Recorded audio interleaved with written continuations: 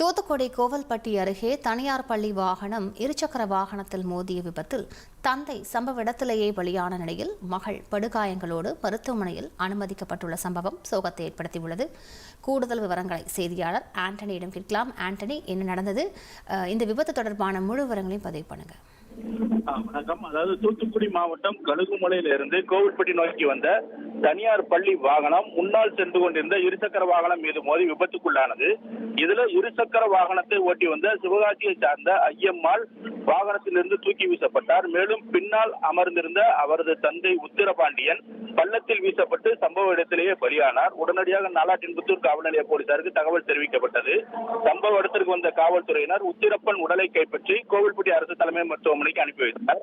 மேலும் படுகாயமடைந்த ஐயம்மாளை மீட்டு கோவில்பட்டி அரசு தலைமை மருத்துவமனைக்கு அனுப்பி வைத்து தனியார் பள்ளி வாகனத்தை பறிமுதல் செய்து விசாரணை மேற்கொண்டு வருகின்றனர்.